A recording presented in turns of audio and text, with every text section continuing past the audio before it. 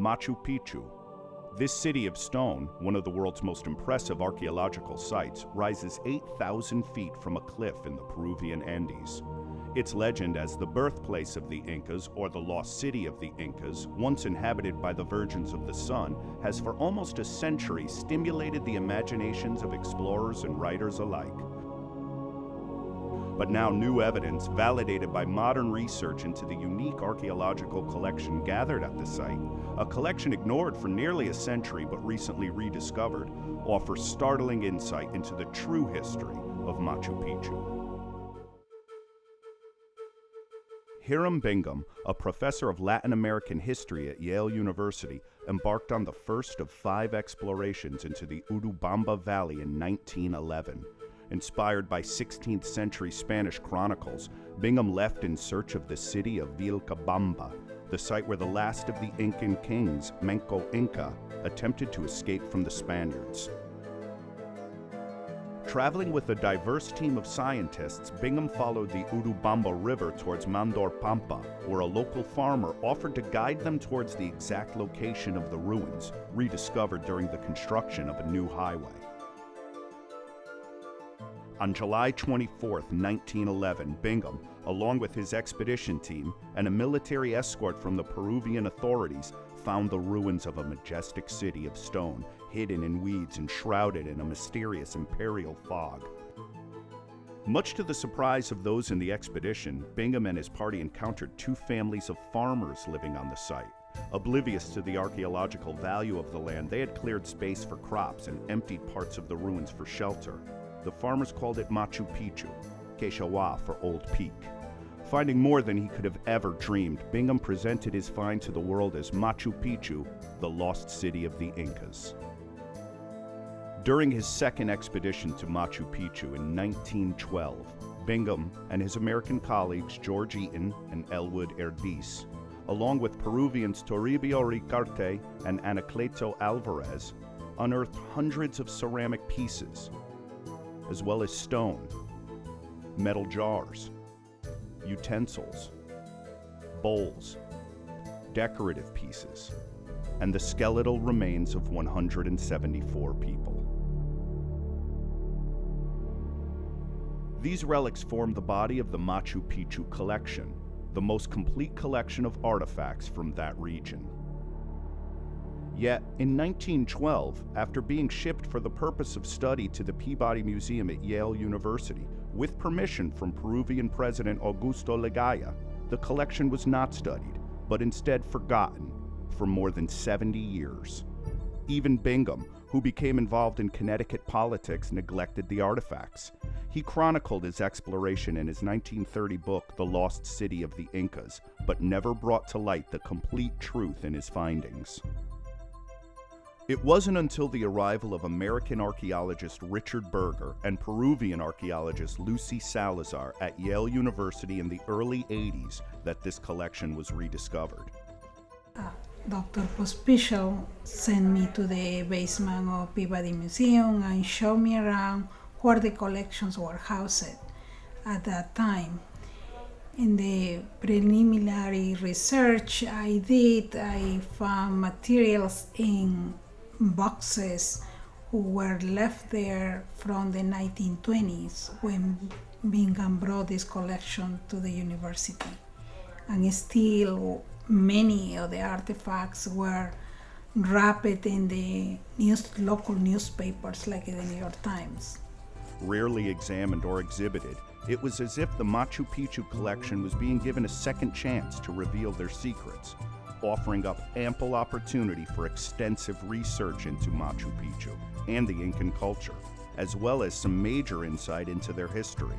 Insight that would refute 2 of Bingham's main theories that had been widely believed for over 70 years. The first Bingham theory to be disproved was labeling Machu Picchu as the lost city of the Incas, a cornerstone of his book published in 1930. But the research by Berger and Salazar, in collaboration with other experts on Incan civilization, confirmed otherwise. The materials and the research had led us to conclude that Machu Picchu was a residential house, a summer palace, where the Inca and the royal elite spent time during the months of May through August and carry state functions, different activities related to the empire. Machu Picchu was acquired by the Incans through their victories in territories of the Urubamba, beginning with their defeat of the Chancas in 1438. Pachacuti's military might, along with his administrative skills, allowed him to amass vast armies of soldiers and servants, as well as land. The emperor celebrated his power with the construction of palaces and royal residences, notably in the regions surrounding Cusco City, the empire capital. Evidence from Berger and Salazar's study of the pottery in the Machu Picchu collection suggests construction of this particular site at between 1450 and 1470, with the area being used for approximately 80 years. Writing in the magazine Kunter, eminent North American historian John Rowe confirms the existence of a Spanish document dating from 1568. The document indicates that Pachacuti was indeed owner of the lands called Pichu, and Pichu was none other than the present Machu Picchu. No, Machu Picchu was not a lost city.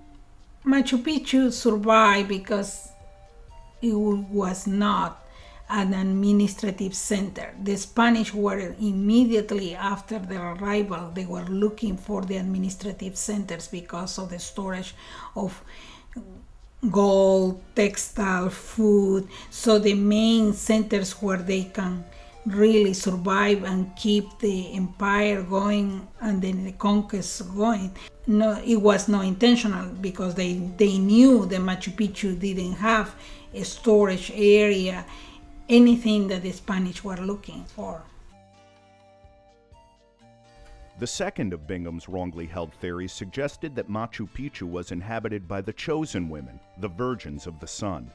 This belief came to life during Bingham's 1912 expedition of Machu Picchu, which focused mainly on the excavation of the site.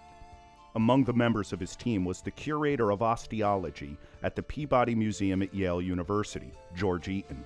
Together, they unearthed the remains of 174 skeletons from the cemetery surrounding Machu Picchu, and judging them by their stature, determined almost all of them to be women and a few effeminate men.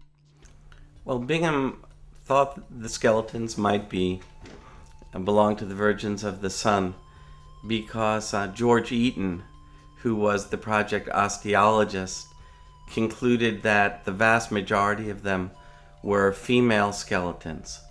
And Bingham knew all of the accounts that the Spanish had, that there were a set of women who were kept apart to be trained as priestesses or for future wives. They sometimes called them the Virgins of the Sun. So when Bingham saw that Eaton's analysis indicated that almost all the skeletons in Machu Picchu were of females, he remembered the myth and put two and two together and came up with the wrong answer. Eaton's lack of knowledge of Andean skeletal remains and his failure to consider other factors such as diet and elevation may have led him to this wrong conclusion. He may have also had an underlying desire to support Bingham's belief that these were the Virgins of the Sun. Well, the problem that George Eaton had in his analysis was that he was accustomed to sexing skeletons from North America, and he didn't have much experience working with ancient Peruvian skeletal material. So that when he saw all of these relatively small, fine-boned individuals, he concluded that they were females. Now that we have a much more detailed understanding of ancient Peruvian populations, it's possible to sex them much more accurately. In the year 2000, John Verano, a physical anthropologist from Tulane University, made a new analysis of the skeletal material found in the Machu Picchu collection. He confirmed that these were the remains of women and men, both young and old, including the fetus of an unborn child. So, while the Virgins of the Sun inhabited administrative centers like the Corichanca Temple in the city of Cusco, this evidence refutes the notion of a community of chosen women living in Machu Picchu. To whom do the 174 skeletons in the collection belong? The skeletons that were excavated by Bingham belong to retainers or Yanacona. They were the people who were the staff at Machu Picchu, and they came from the entire empire, all of Tawantinsuyu. The Yanaconas represented a population of between 250 and 750 people who lived in Machu Picchu. Their number would vary depending on the demands of the emperor. They came from different ethnic groups, all conquered subjects of the Incan Empire, whose territory at the peak of Incan power included the central and western parts of South America. The servants of Machu Picchu were well regarded by the emperor. That they worked in moderation is evident in their skeletal remains, which present few of the symptoms usually associated with demanding labor. Injuries attributed to combat are non-existent. The Yanacona were actually in remarkably good health. The main health problems that were detected in the skeletal analysis were problems with their teeth. They had many cavities. There was parasitic infections, maybe from tapeworms, and there was some evidence of tuberculosis. But compared to most ancient populations, the people were in remarkably good health. Most people lived into their 30s, and some people lived beyond 50 and probably reached ages like 60 and 70.